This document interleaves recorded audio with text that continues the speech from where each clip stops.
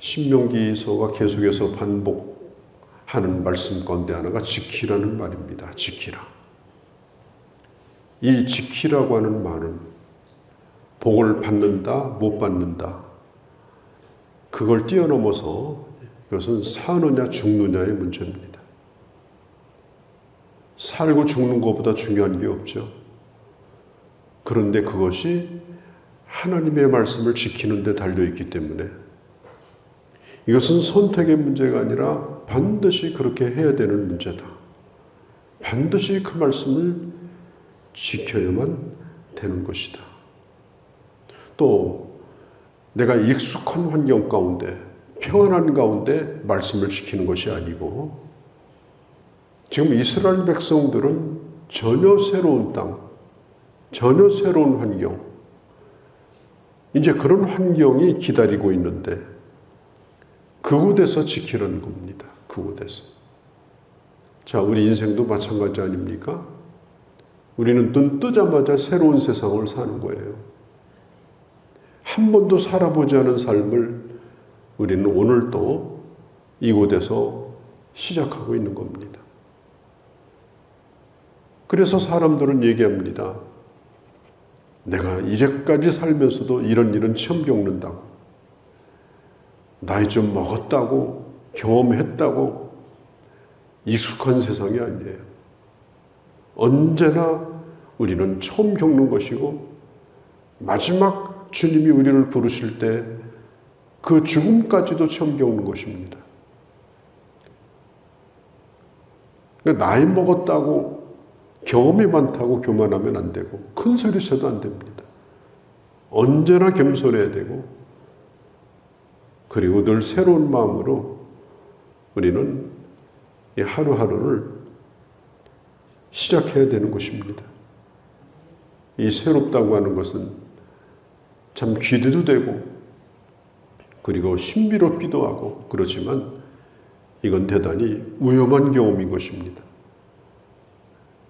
그래서 우리 인생이 위험한 거예요. 가나안 땅은 더더욱 그렇습니다. 전혀 새로운 문화라고 하는 것은 그 삶에 가장 큰 영향을 끼치지 않습니까? 또 새로운 종교, 또 새로운 일들, 이런 경험을 하게 되는 거예요. 자, 그러면 광야 생활은 뭐 하는 거냐?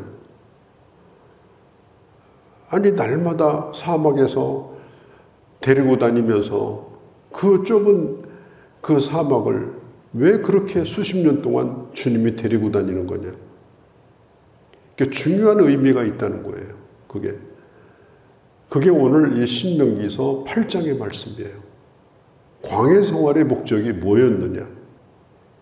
왜 하나님은 그렇게 광야 생활을 백성들에게 시킨 거냐?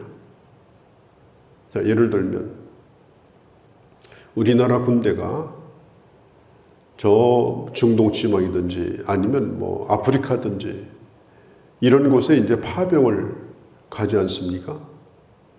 그러면 이제 그 군대가 뽑히면 뭘 하는가 하면 파병 가기 전에 적응 훈련을 받습니다.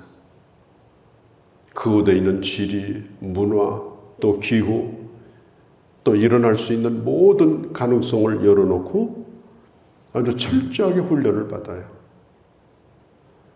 그렇게 하고 그곳으로 가는 겁니다. 또 미군들이 우리나라 올 때도 마찬가지예요.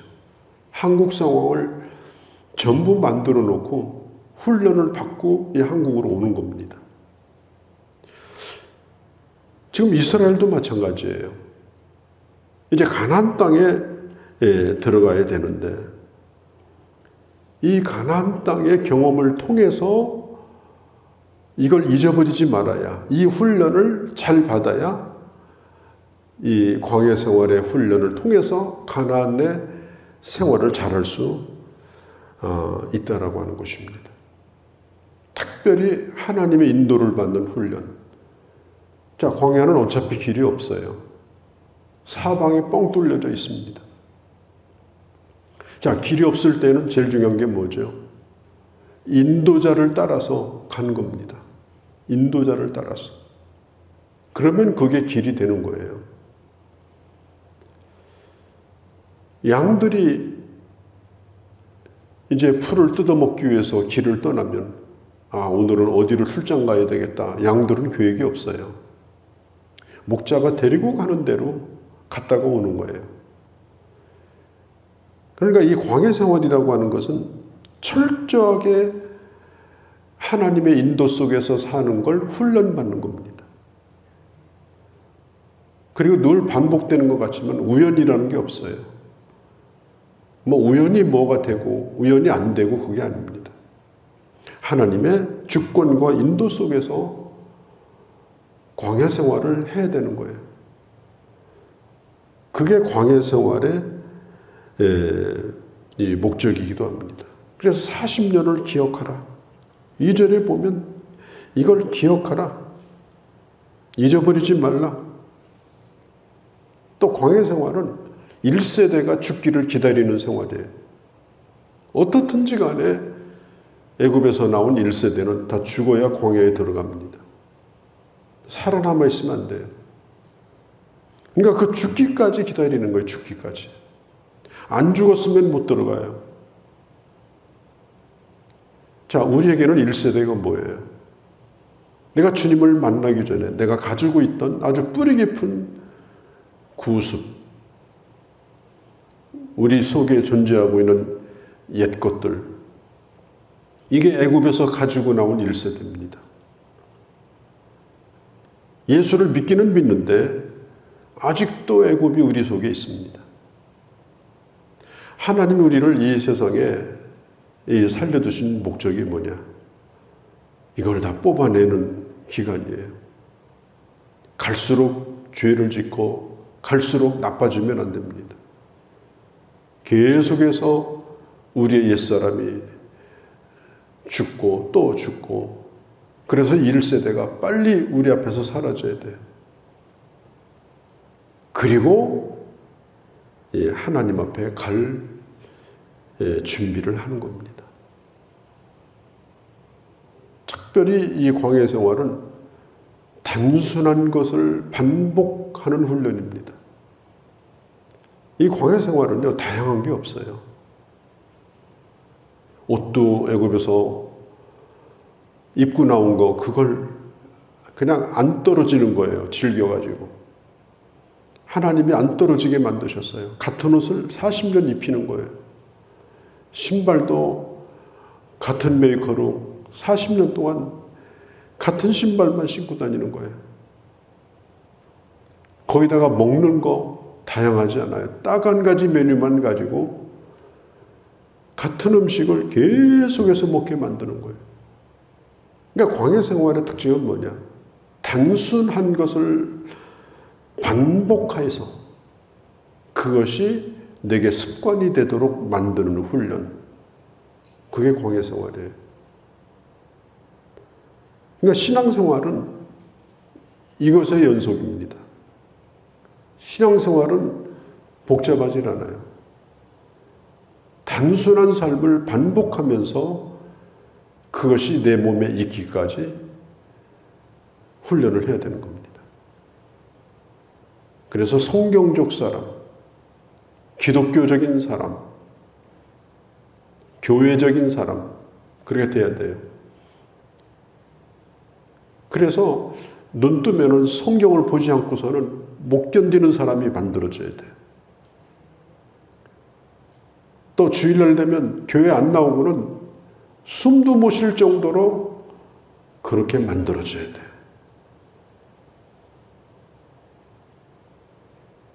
하나님 앞에 기도하지 않으면 아예 어떤 것도 할 수 없는 사람으로 만들어져야 돼요. 그렇게 만들어지는 게 맘먹는다고 안 되기 때문에 반복해서 하나님께서 훈련을 시키는 겁니다. 그 신앙생활을 10년, 20년 했는데도 큰맘 먹어야 교회 나오고 큰맘 먹어야 성경 보고 이러면 그건 아직도 먼 거예요. 그게 내 몸에 배야 됩니다. 그래서 나중에는 그걸 즐겨야 돼요. 예배도 즐기고 말씀도 즐기고 주님의 일 하는 것도 즐기고 그래서 그게 제일 좋아지고 그렇게 하기 위해서 하나님이 이 광야를 주신 겁니다. 그런 사람으로 만들어져야 그게 신앙생활에 행복한 거예요. 내 몸에 맞도록. 하나님은 우리의 체질을 완전히 바꾸기를 원합니다. 예수 믿는 사람은 체질이 바뀌어야 돼요. 그래서 오늘 내가 가고 있는 이 길이 제일 좋고 편안하고 좋아야 됩니다. 특별히 이 광야 생활은 오늘 3절에 보면 하나님의 말씀으로 사는 훈련입니다. 하나님의 말씀으로 사는 훈련. 자, 이건 아주 중요합니다. 만나를 먹고 사는데요. 만나는 어디서 떨어지냐? 하늘에서 떨어져요. 그러니까 하늘에서 내려온 양식을 반복해서 먹는데 쌓아둘 수도 없어요. 매일마다 먹어야 돼요. 그리고 매일마다 새로운 만나를 먹어야 돼요. 어제 건 안 돼요. 새로운 만나를 매일마다 먹는 훈련. 그것도 하루도 빠뜨리지 아니하고 하루 분량만. 하루만큼 말씀을 듣고 하루만큼 말씀을 읽고 하루만큼 말씀을 연구하고 하루만큼 말씀을 깊이 생각하고 적어도 그날 들은 말씀을 가지고 저도 그날 하루만은 그렇게 그 말씀대로 살아보고 이걸 계속해서 반복해서 하면서 이동을 하는 거예요.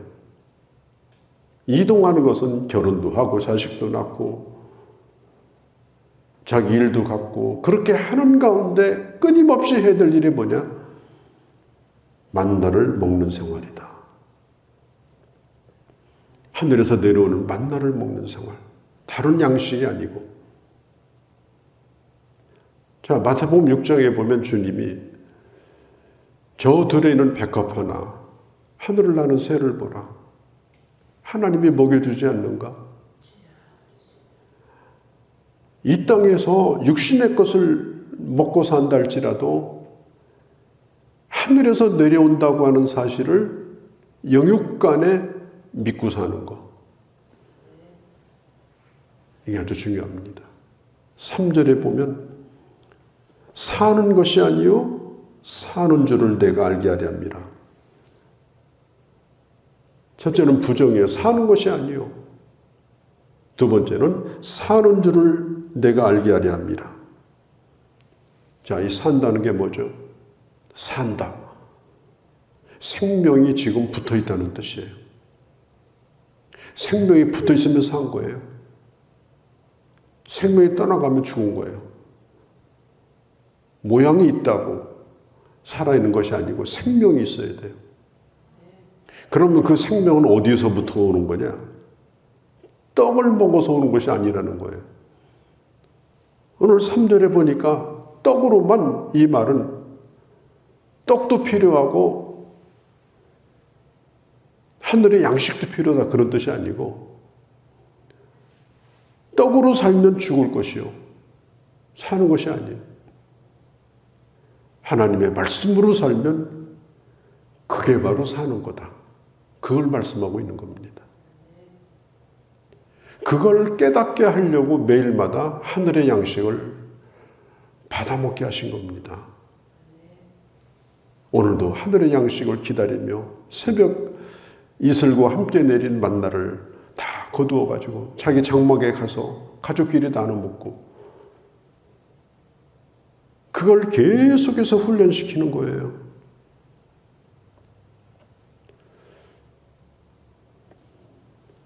날마다 일용할 양식은 바로 하나님의 말씀이다. 이걸 잊지 말아야 돼요. 내게 날마다 일용할 양식은 하나님의 말씀이다.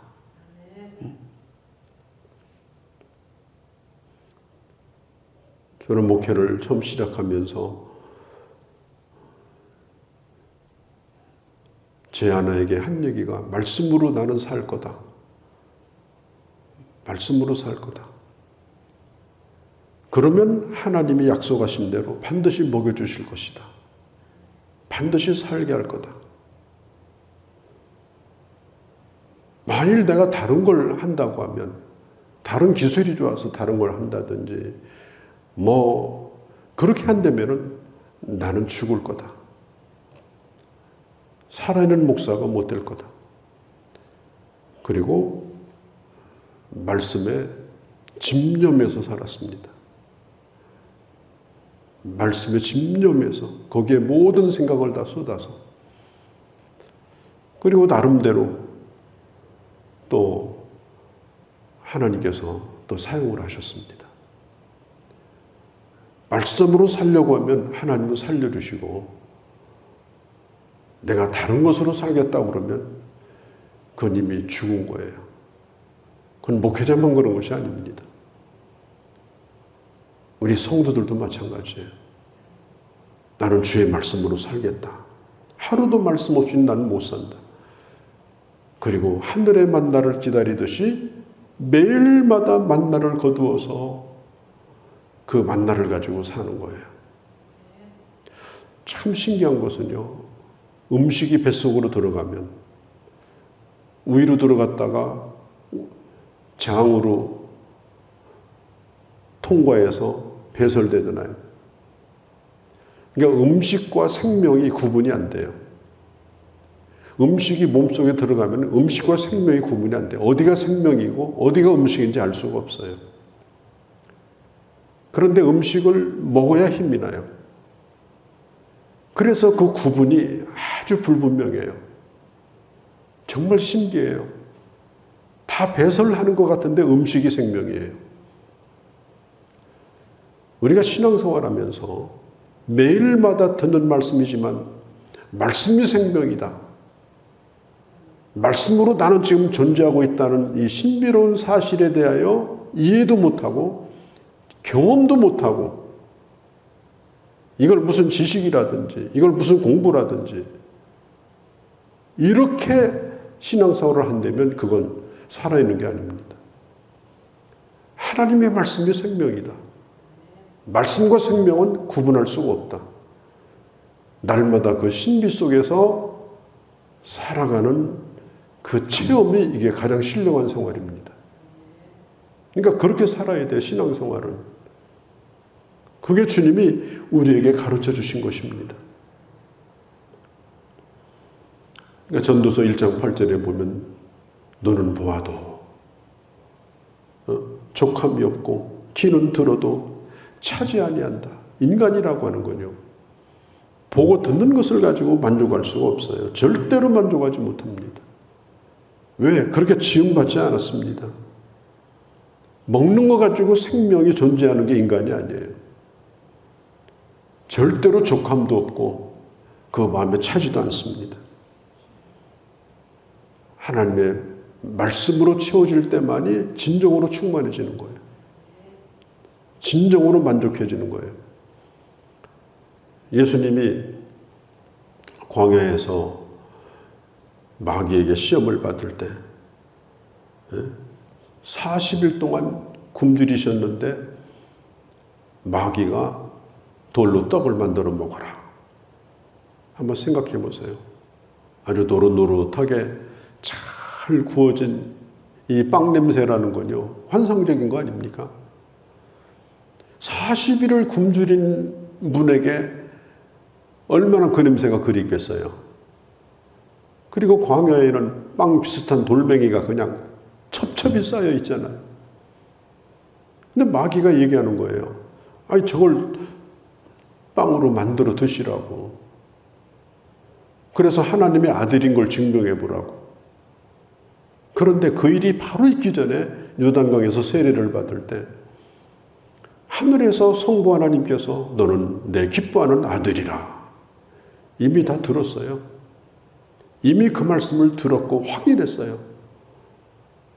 그런데 사탄은 와가지고 네가 돌로 떡을 만들어 먹어야 하나님의 아들이라고 증명이 된다, 이렇게 꼬였어요. 신앙생활은 말씀으로 확인하는 거지 기적을 통해 확인하는 게 아닙니다. 뭘 봐서 확인하는 게 아니에요. 예수님이 그 시험을 뭘로 이겼느냐? 신명기에서 8장 3절 말씀을 기억하시고 이겼어요. 신명기에서 8장 3절은 주님이 시험 받으실 때 쓰셨던 말씀이에요. 주님도 기억한 말씀이라면 우리는 아주 뼛속 깊이 이 말씀을 심어두고 살아야 됩니다. 사람이 떡으로 사는 것이 아니라 하나님의 말씀으로 산다. 그리고 예수님 그걸 하실 수 있는 분이에요. 할 수 없는 걸 마귀가 요구하는 게 아닙니다. 할 수 있는 걸 하라고 하는 거예요. 예를 들어서 우리더러 죽은 자를 살려라. 오늘 빵 하나 갖다 놓고 5,000명 먹여라고 우리는 못하잖아요. 그런 기적은 우리는 일으키지 못하니까. 그런데 마귀가 와서 야, 너 살만하잖아. 너 시간도 있잖아. 너 그럴 능력도 있잖아. 보여줘야지. 그렇게 살면 되냐? 그때 시험에 빠지는 거예요. 마귀는 내가 충분히 할 수 있는 일, 또 뭔가를 증명해 보게 하는 이런 시험을 통해서 이 마귀가 교묘하게 시험을 합니다. 하나님의 말씀만 기억할 때 이걸 이길 수가 있습니다. 주님이 내게 주신 분명한 말씀, 그 확신을 붙들 때 예수님처럼 나는 하나님의 말씀으로 산다. 돌로 떡 만들지 않아도 나는 충분히 하나님의 아들이다. 이렇게 말할 수 있는 거예요. 오늘 여러분들이 겪는 어떤 어려움이나 시험이 있다면 그걸 뭘로 이겨야 되겠는가? 오늘 신명기에서 8장 3절의 말씀이에요. 특별히 오늘 여기 보면 이렇게 말합니다. 여호와의 입에서 나오는 모든 말씀, 한두 구절이 아니에요. 내가 좋아하는 거 뽑아서 써먹는 것도 아니고요. 통으로, 성경 66권을 통으로 좋아해야 되고 통으로 사모해야 되고 그 말씀을 다 섭취하기까지 끊임없이 그 말씀을 먹는 생활을 해서 그 말씀으로 내가 충만해져야 됩니다. 그래서 모든 말씀, 나를 건강케 하고 승리케 하는 모든 말씀, 내가 가보지 않은 인생이지만은 그 인생을 충분히 감당할 수 있는 그런 능력을 경험할 수 있는 말씀, 그 모든 말씀으로 나는 산다. 자, 오늘도 주신 말씀을 생각하면서 주의 말씀 안에서 하나님이 함께하는 놀라운 역사를 체험하면서 오늘 이 하루도 승리하는 우리 주의 자녀들이 되어주시기를 바랍니다. 거룩하신 우리 아버지 하나님, 오늘도 이 땅 가운데 우리를 두시고 날마다 하나님의 말씀을 듣게 하시니 감사합니다. 하나님, 때로는 우리를 낮추시고 우리를 줄이게 하시고 우리를 고통스럽게 하시지만 여전히 하늘의 만나로 우리를 먹여주시는 것은 그 만나의 능력, 그 만나의 기쁨, 그 만나의 충만함으로 이 모든 걸 감당하라고 오늘도 이런 은혜를 주시는 줄을 믿습니다. 사람이 떡으로만 사는 것이 아니라 여호와의 입에서 나오는 모든 말씀으로 사는 줄을 알고 날마다 주의 말씀으로 충만하여 우리의 모든 미래를 하나님의 자녀답게 헤쳐가며 승리하는 주의 자녀들이 되게 하여 주시옵소서. 우리 주 예수님의 이름으로 기도하옵나이다. 아멘.